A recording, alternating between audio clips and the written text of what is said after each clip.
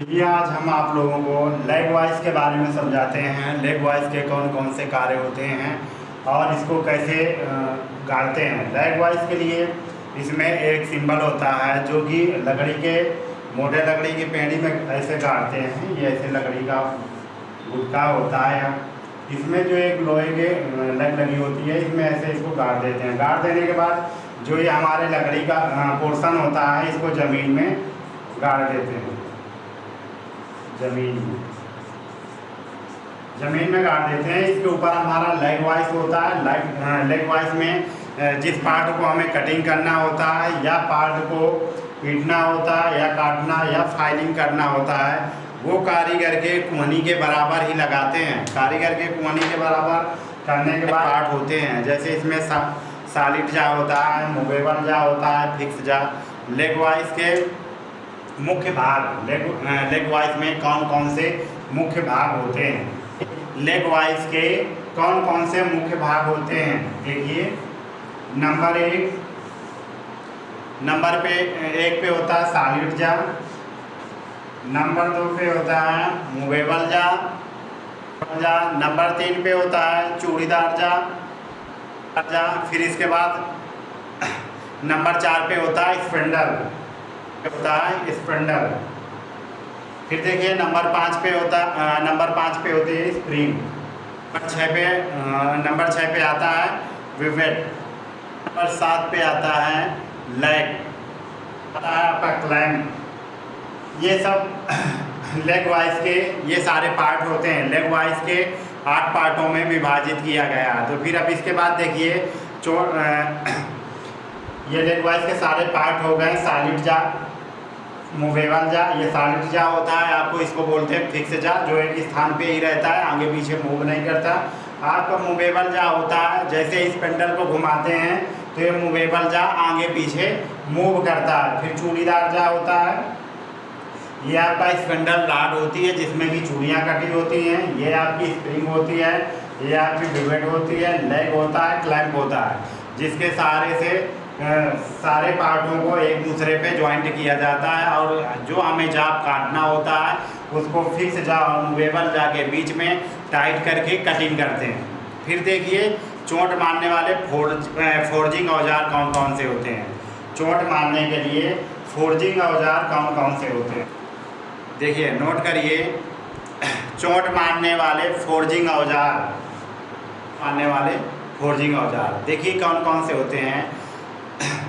Forging जो हमारा forging साफ होता है, फोर्जिंग साफ में जाप को कूटने या पीटने की आवश्यकता पड़ती है। जब हम किसी जाप को आकृत देते हैं, जाप को भट्ठी में लाल करते हैं, लाल करने के बाद जो हमें टूल बनाना होता है उसके लिए कौन कौन से हैमर का प्रयोग करते हैं या कौन कौन से निहाई, एनविल, कौन कौन से टूलों का प्रयोग करते हैं फोर्जिंग शॉप में। तो इसमें क्या है, देखिए हथौड़े का प्रयोग किया जाता है, ये हाई कार्बन स्टील का बना होता है।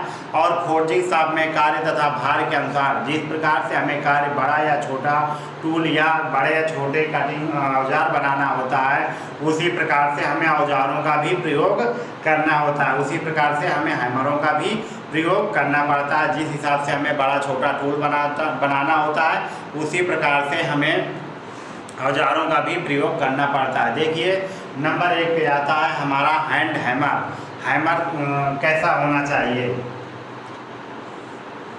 देखिए हैंड हैमर क्या है, इसका भार एक किलो से या 2 किलो रखा जाता है। जो हमारा हैंड हैमर है इसका भार 1 किलो से 2 किलो तक रखा जाता है तथा इसमें लकड़ी के छोटे हैंडल फिट होते हैं। जो हमारा हैमर होता है, देखिए हैमर किस तरीके का बना है।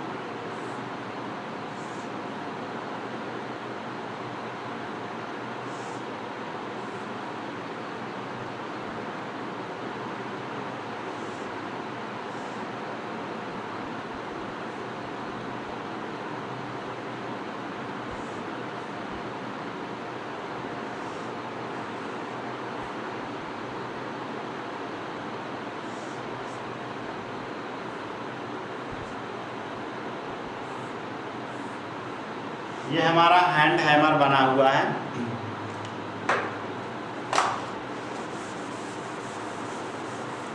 हैंड हैमर, ये इसमें लकड़ी का बेट पड़ा होता है जिसको हम पकड़ करके लोहे पे चोट मारते हैं। फिर इसके बाद हमारा आता है दूसरा हैमर। इसके अलावा हमारे 3 हैमर और अलग प्रकार के होते हैं, जो कि अभी उनके नाम लिख रहा हूँ। हैंड हैमर के बाद हमारा आता है बॉल पेन हैमर, नंबर 2 पे आता है स्ट्रेट हैमर, नंबर 3 पे आता है क्रॉस हैमर। देखिए हमारा बॉल पेन हैमर हुआ, फिर इसके बाद हमारा स्ट्रेट हैमर हुआ, फिर इसके बाद हमारा क्रॉस हैमर हुआ। तीनों हैमरों के अलग अलग कार्य होते हैं। इनके बारे में मैं आपको अभी हैमर बना करके और इनके बारे में बताता हूँ कौन कौन से हैमर का कहाँ कहाँ पर यूज किया जाता है। ये फेस है, हैंडल है,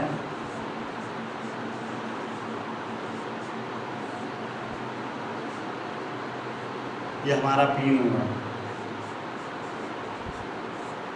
देखिए जो ये हमारा बॉल पेन हैमर है, नाम से ही पता चल जाता है, बॉल माने गेंद, जिसका ऊपर वाला भाग, पिन वाला भाग अर्ध व्यास गेंद के तरीके है। जैसे गेंद भी से ऊपरी भाग गेंद का गोल होता है, उसी तरीके से जो पिन वाला भाग होता है, इसका कार्य होता है रिपीट लगाने के लिए। जो हमारा पिन वाला भाग होता है, इसे रिपीट लगाने के लिए प्रयोग करते हैं। और जो हमारा फेस वाला भाग होता है, इससे हमें कील गाड़ने के लिए प्रयोग करते हैं, या किसी पार्ट या किसी धातु को फैलाने में प्रयोग करते हैं। ये जो हमारा फेस वाला भाग होता है, जिससे फेस वाले भाग से जब हम किसी धातु में पीटते हैं या धातु में चोट मारते हैं तो धातु चारों तरफ फैलती है। और जो हमारा पिन वाला भाग होता है, इसके सारे रिपीट को लगाने के लिए इसका प्रयोग करते हैं। और ये हमारा हैंडल है।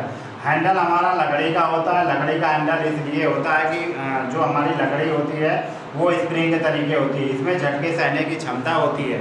और यदि हम लोहे का हैंडल करेंगे तो उसमें झटके सहने की क्षमता नहीं होती और हमारे हाथों पे फफोले पड़ जाते हैं। इसलिए जो टूल्स होते हैं उनमें लकड़ी का हैंडल ही डालते हैं, क्योंकि लकड़ी के हैंडल में स्प्रिंग टाइप होता है, जिससे कि उसमें लचक होती है, जिससे कि हमारे हाथों में फफोले नहीं पड़ते हैं। इसीलिए लकड़ी का हैंडल का ही प्रयोग करते हैं। जो हमारा आई होल होता है वो बिल्कुल गोल नहीं होता। गोल इसलिए नहीं, हैंडल का जो भाग होता है वो गोल इसलिए नहीं होता ताकि गर्मी के दिनों में जब लकड़ी का बेट सूख जाता है तो ये हमारा लूज पड़ जाता है। तो लूज पड़ने के कारण एकदम जब गोल होगा तो ये घूम जाएगा। घूम जाने पे जब हम इसका यूज करेंगे तो जो हमारे सामने व्यक्ति बैठा होगा तो उसके ये निकल करके लग जाएगा और हैंडल जो है हमारे हाथों में ही बना रहेगा। इसलिए जो इसका आई होल होता है, जो इसका होल होता है वो एकदम गोल नहीं होता है, अंडा आकार का होता है। गर्मी के दिनों में जब ये बेड सूख जाता है तो इसमें कपड़ा लगा करके या पानी डाल करके इसको ठोक देते हैं तो ये फिर से टाइट हो जाता है। इसीलिए जो हमारा हैंडल होता है लकड़ी का बना होता है और पूर्ण रूप से गोल नहीं होता है, अंडे आकार का होता है। तो समझ गए कि बॉल पेन हैमर का कहाँ पर प्रयोग करते हैं। बॉल पेन हैमर का जो ऊपरी वाला भाग है, पिन, जो गेंद के तरीके अर्धव्यास है, इसका प्रयोग करते हैं रिपीट लगाने में। और जो फेस वाला भाग होता है, इससे धात को पीटने पर और धात को चारों तरफ फैलाने पर इसका प्रयोग करते हैं। देखिए हमारा स्ट्रेट हैमर है। जो इसका ये स्ट्रेट होता है ये सीधे हैंडल के सीध में होता है। जो इसका स्ट्रेट होता है वो सीधे हैंडल के सीध में होता है। और जो इसका फेस होता है, ये जो इसका स्ट्रेट होता है फेस की चौड़ाई के बराबर ही रहता है। ये जो हमारा स्ट्रेट पेन हैमर होता है, स्ट्रेट पिन वाला भाग, ये जो हमारा पेन वाला भाग होता है, इससे धात को फैलाने में प्रयोग करते हैं। जो हमारा स्ट्रेट वाला भाग होता है इससे धात को फैलाने में प्रयोग करते हैं, या धात में ग्रू खांचे नालियाँ बनाने में भी इसका प्रयोग करते हैं। और जो हमारा फेस वाला भाग होता है इससे कील गाड़ने के लिए प्रयोग किया जाता है और धात को फैलाने में भी प्रयोग करते हैं। ये हमारा स्ट्रेट पिन हैमर होता है। ये देखिए हमारा क्रॉस पिन हैमर होता है। क्रॉस पिन में जो इसका पैन वाला भाग होता है वो हैंडल के क्रॉस में होता है। जो इसका पैन वाला भाग होता है वो हैंडल के क्रॉस में होता है। और ये जो क्रॉस भी होता है वो फेस के चौड़ाई के अनुसार ही होता है। जो हमारा ये क्रॉस वाला होता है ये धात को फैलाने में, ग्रू खांचे या नालियाँ काटने में इसका प्रयोग किया जाता है। इसके अनुसार धातुओं को आंतरिक वक्रों को फोर्ज करने या धात को मोड़ने अथवा फैलाने में भी प्रयोग करते हैं। जैसे हमारा ये बक्से बखारी में जो नालियाँ बनाते हैं उन नालियों को बनाने में इसका प्रयोग किया जाता है क्रॉसपेन हैमर का। इसका जो ऊपरी वाला भाग होता है और नीचे वाला भाग ये हार्ड एवं टेम्पर होता है। फेस और पीना वाला भाग हार्ड एवं टेम्पर होता है। पूरा हैमर हार्ड एवं टेम्पर नहीं होता। यदि पूरा हैमर हार्ड एवं टेम्पर होगा तो लोहा पे चोट मारने पे हमारे हाथों पे झटके ज़्यादा लगेंगे। इसलिए जो इसका हैंडल वाला भाग होता है ये पूरा भाग हार्ड एवं टेम्पर नहीं होता। केवल हैमर का ऊपर और नीचे वाला भाग ही हार्ड एवं टेम्पर होता है। ये हाई कार्बन स्टील का बना होता है।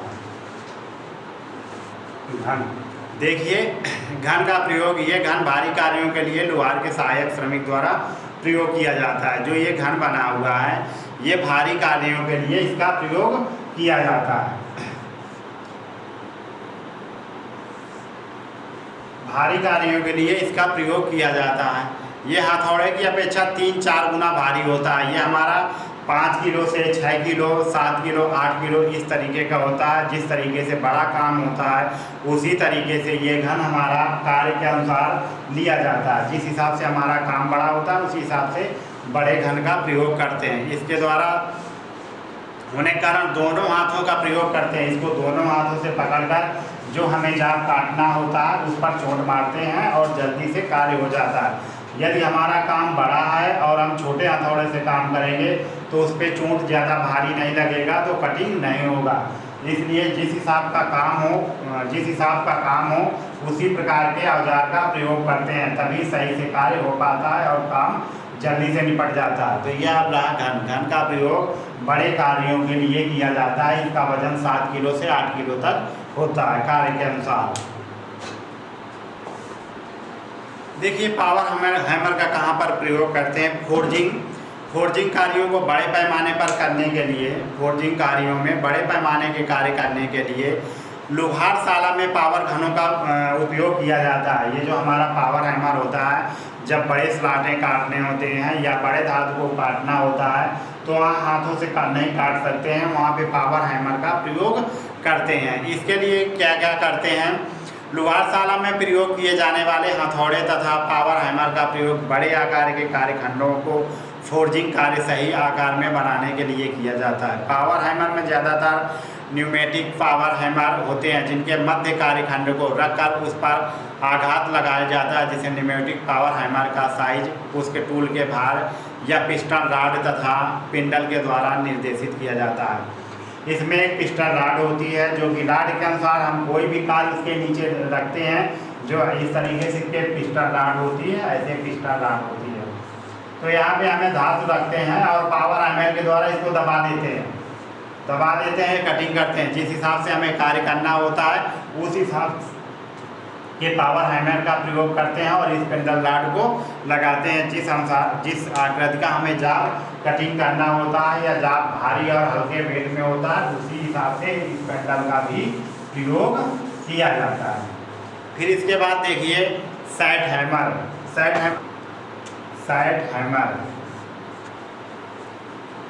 देखिए इस तरीके से सैट हैमर बना हुआ है। सैट हैमर इस प्रकार के हैमर का प्रयोग समकोण वाले कार्नर बनाने के लिए किया जाता है। जो हमारा सैट हैमर है, इस प्रकार के हैमर का प्रयोग समकोण कार्नर बनाने के लिए, जैसे कोई एंगल है उसे हम समकोण में हमें मोड़ना होता है, वहाँ पर सैट हैमर का प्रयोग किया जाता है। इसका फेस वर्गाकार तथा फ्लैट होता है। जो इसका फेस वाला भाग होता है वर्गाकार या फ्लैट में होता है। ये 0.8 कार्बन स्टील के बने होते हैं। इसकी लकड़ी या स्टील वाइडर हैंडल का प्रयोग किया जाता है। जो ये हैंडल इसका बड़ा होता है वो या तो लकड़ी का होता है या फिर स्टील का होता है। इसका प्रयोग वर्गाकार कार्य में प्रयोग किया जाता है। कार्नर बनाने में इसका प्रयोग किया जाता है। फिर इसके अलावा देखिए हैमर का प्रयोग करते समय सावधानियाँ। हैमर का प्रयोग करते समय कौन कौन सी सावधानियाँ रखना चाहिए।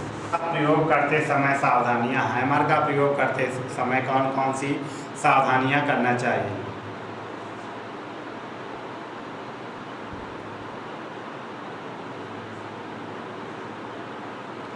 नंबर 1,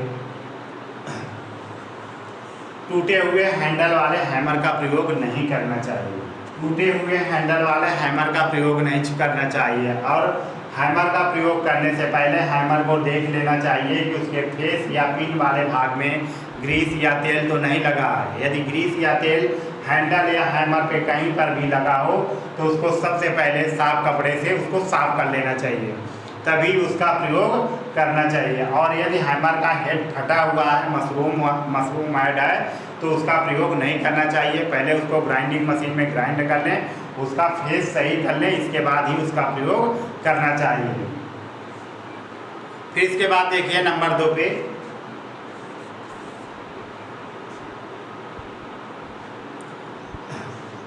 जो मशरूम हेड वाला